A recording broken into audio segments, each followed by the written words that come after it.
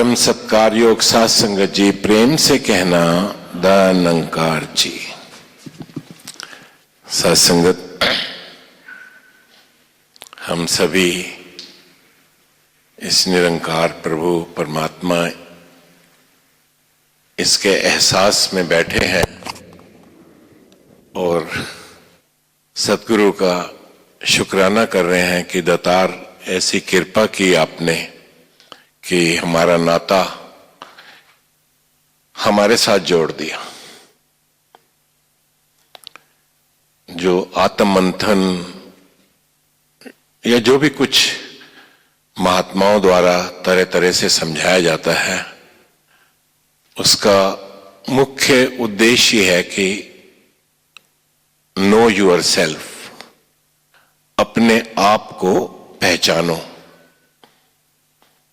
कहा भी है एक को जानो, एक को मानो, एक हो जाओ। एक को जानो मतलब सिंपल सा, एक परमात्मा ही है, एक ओंकार, अल्लाह, राम, वाहेगुरु, कुछ भी कह लें, इस एक को जान लें। और आप सभी चारों तरफ इस एक को सदगुरु की कृपा से जान चुके हैं। एक को मानो, जान लिया, क्या वाकई में यही है परमात्मा? तो साथ संगत,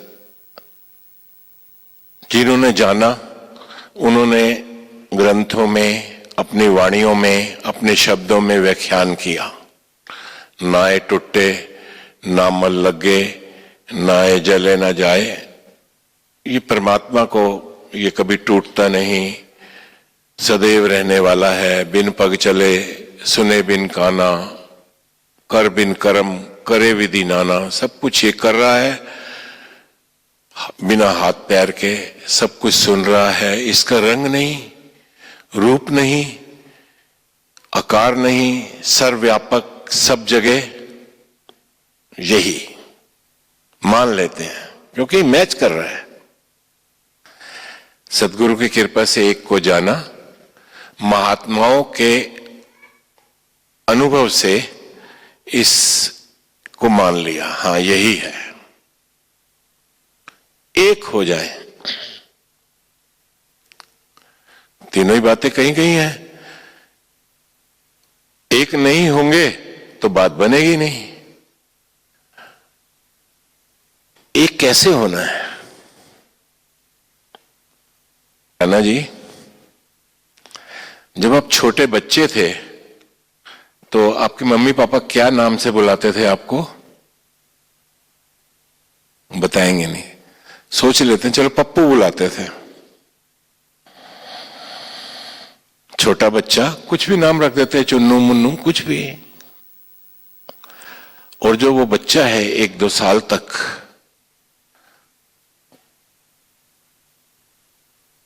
वो कहता है, दिखता सब मुझे कोई चुन्नू बुला रहा है, पप्पू बुला रहा है, पप्पू पप्पू पप्पू। वो समझ नहीं पाता, वो चलते चलते गिर जाता है, रोने लग जाता है, कहता है पप्पू गिर गया।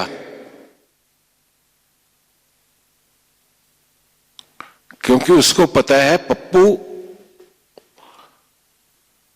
पप्पू गिर गया, जिसको ये सब पप्पू बुला रहे हैं वो गिर गया। पप्पू को भूख लगी है।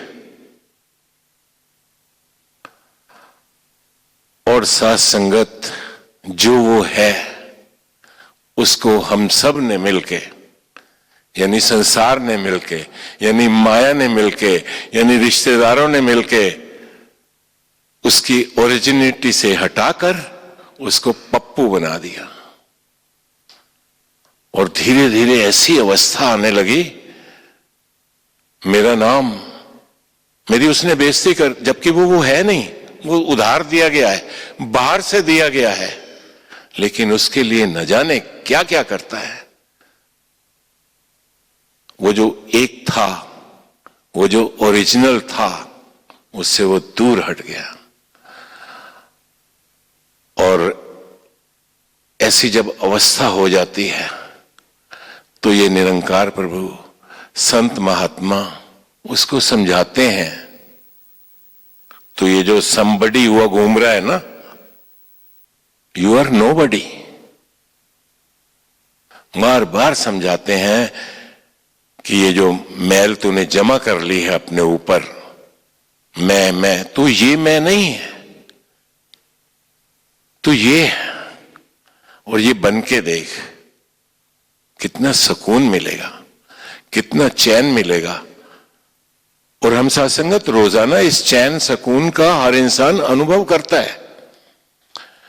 सारा दिन कामकाज करके आता है, कारोबार करता है, और कारोबार करके जब वो आता है, खाना वगैरह खा लिया, वो किसी का भाई होता है, किसी की बहन होती है, किसी का पति होता है, किसी का पुत्र होता है, किसी का दादा होता है, किसी का चाचा होता है, किसी का मामा होता है। लेकिन जब वो बिस्तर पे आता है, ना वो चाचा, ना वो मामा, ना वो माँ, ना वो पिता, he becomes nobody। ओह, बड़े आराम से सुबह जब उठता है, बड़ा आराम मिला।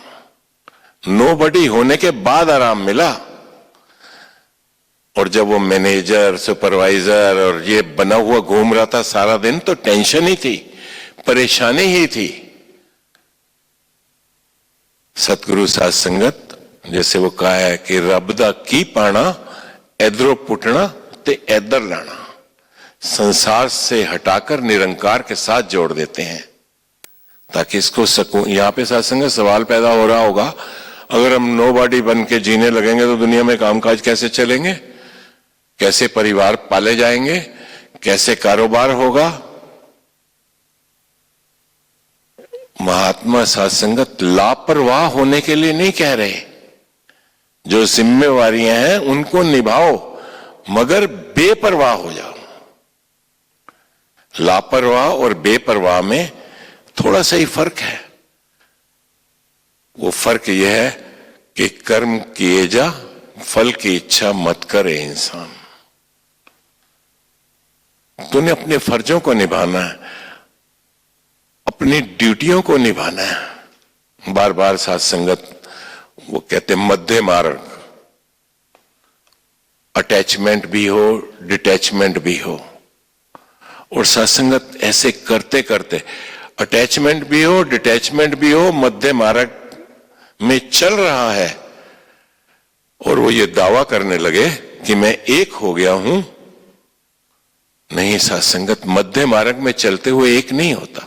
सारी जिम्मेवारियों को निभाते हुए, सब कुछ करते हुए, जैसे ब्रिज होता है, पुल होता है, एक तरफ संसार है और एक तरफ निरंकार है, एक तरफ स्पिरिचुअलिटी है, आध्यात्मिकता है, एक तरफ परमात्मा है और एक तरफ दुनिया है। और सत्संगत जब आप संत महात्माओं की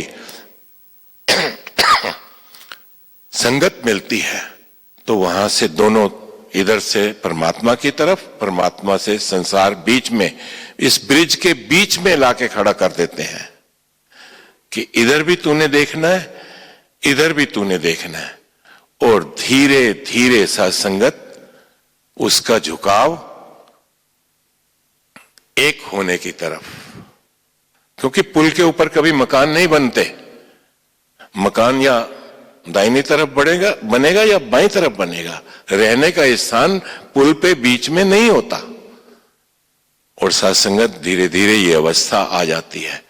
फिर वो सब कुछ करते हुए भी निर्लेप, जो कहते ही हैं, कई बार हम सत्संगत उदाहरण देते हैं कि कमल की भांति होता है, कीचड़ में उगता है, लेकिन कीचड़ का पानी का उसके ऊपर असर नहीं होता। ये है सत्संगत एक होना। फिर सत्संगत वो यूं नहीं भागता रहता, अरे वो खुश हो जाएगा, अरे उसके लिए ऐसा, मतलब वो खुश हो जाएगा किससे? इस somebody से। वो इज्जत करेगा किसकी? इस somebody की। वो सत्कार देगा किसको? इस somebody को। whereas वो खुद तो nobody है। यही तो हमें ज्ञान मिला है। फिर वो संसार के लिए नहीं जीता। फिर सत्संगत वो क्योंकि भक्ति सत्संगत हमेशा व्यक्तिगत होती है, इंडिविजुअल होती है। जी भगवान राम का युग सत अयोध्या, जहां राम जी ने जन्म लिया, राम राज्य, क्या राम राज था? पूरा का पूरा परिवार तो राम जी का रो रहा था, माताएं अलग रो रही थीं, पिता अलग, पुत्र के वियोग में उसकी मृत्यु हो गई। क्लेश ही क्लेश था 14 साल। और हम कहते हैं राम राज्य और सत्संगत, वहां पे अगर व्यक्तिगत देखें, इंडिविजुअल रूप में देखें, तो राम उनका जीवन, भरत उनका जीवन, कौशल्या व्यक्तिगत रूप में सत्संगत।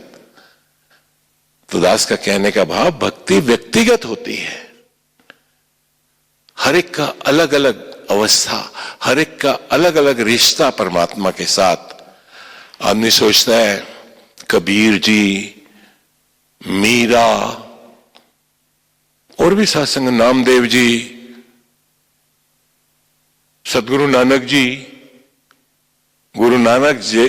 सदगुरु नानक देव जी को उनके पिता ने घर से निकाल दिया था। बहन के घर जाके सत्संगत उन्होंने जीवन व्यतीत किया, जब भी रहे बहन के घर, नानकी के।